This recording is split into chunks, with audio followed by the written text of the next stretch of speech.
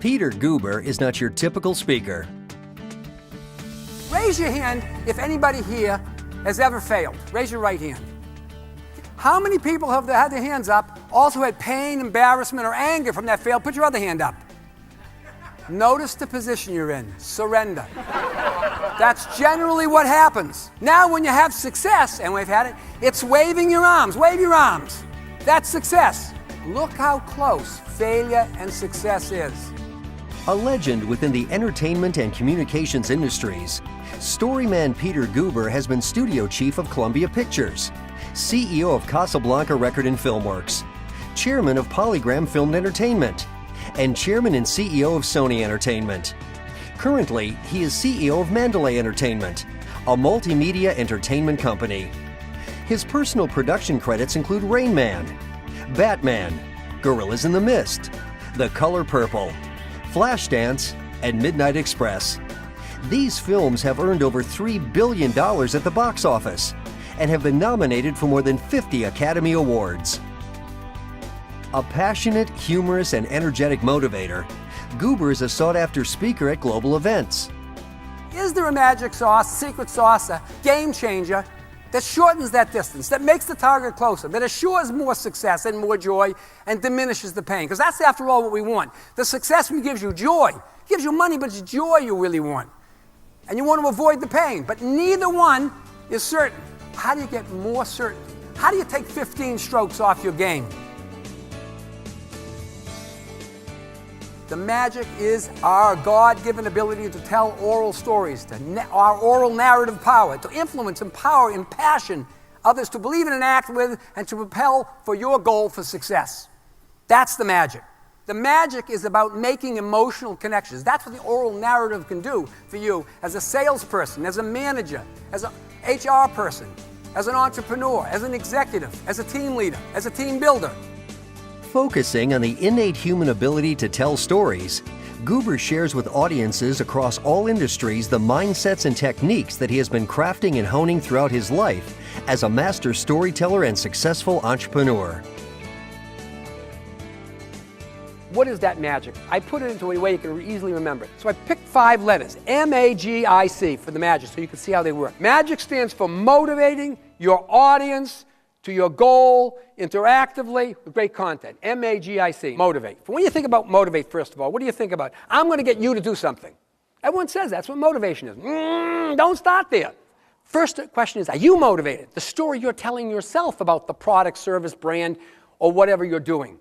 Are you motivated? Do you have unconditional intention about it? Because if it does, if you do, you're able to craft a story that's powerful. Every great person, every marginal person trying to get people to do something is going to be confronted with one word. It's a 2-letter word, and it's no. And great leaders, great speakers, great storytellers, and that's what you want to look towards being. They have to be dyslexic. They have to think no means on. Because everybody walks in the office, this is what the executives, now I've been one of the executives. The executives have, just before you walk in, they're going like this. They're practicing. A, audience. Don't think of them as listeners. Don't think of them as them. And please, please, if they've learned anything, hear anything, experience anything from this chat with you, here's what you don't think of them. As customers, or as patrons, as clients. Because this is what customers, patrons, and clients do when you try to tell them to do something. They go like this. They protect their wallet and their groin. That's the action you want. Your trick, your artifice, this technology, this methodology that I want to share with you is to open up their heart. That's your target. G, goals. Goals are important. They have to be authentic goals, and the best goals are generous, where it's you and me, where we both win. It's not a I win, you lose. You do it and I win. That goal for your story doesn't work. It just doesn't work. I, interactive. All storytelling is interactive. You must interface. It's not you talking to them, it's you talking to each other. The whole concept is it's a conversation. You got to turn you and him from me to we. We got to do that. Turn that M over and think of it as we.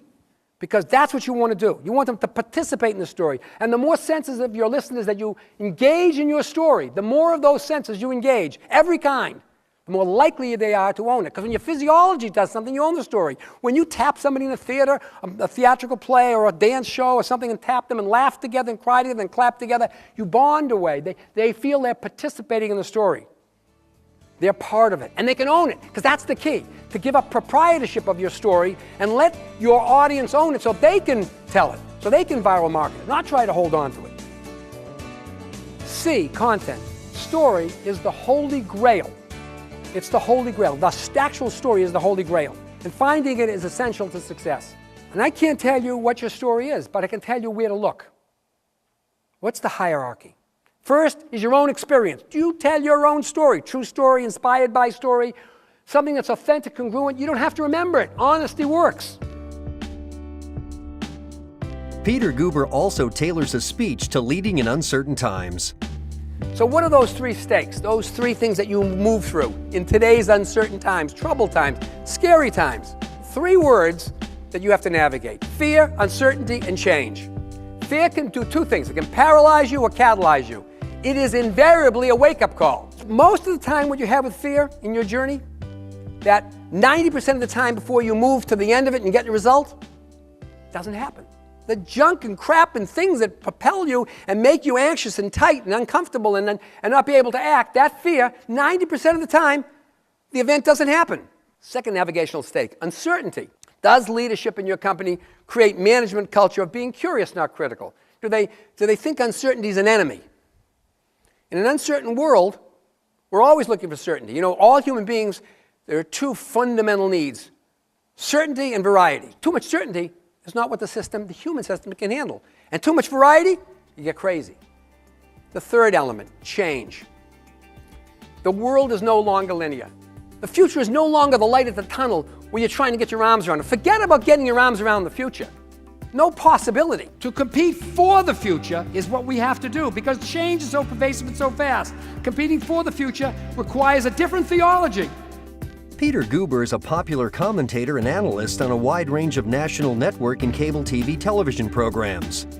Guber's enjoyed a 6-year run as AMC's popular host of its weekly show, Shootout, with over 500 interviews seen in 95 million U.S. homes in 55 countries.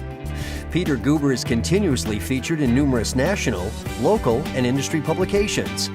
Guber's game-changing message will be available in a forthcoming book to be published by the Crown Publishing Group. Nope, I'm not a consultant. I'm an apostle. I'm a believer in this magic. I use it. I succeed with it. I fail with it. I succeed with it more than I fail with it. I have more joy with it than I have pain with it. And I encourage you to believe that the magic is inside of you. Work with some of this methodology, look at it, consider it, and just before you go in, ask yourself, am I motivated? Do I understand the audience? Can I get their attention? Is my goal transparent? Can I make it that way? Am I willing to make it we instead of me, interactive? And do I have a good story? Have I done the homework to have a good story? And then let God take care of the details. Thank you.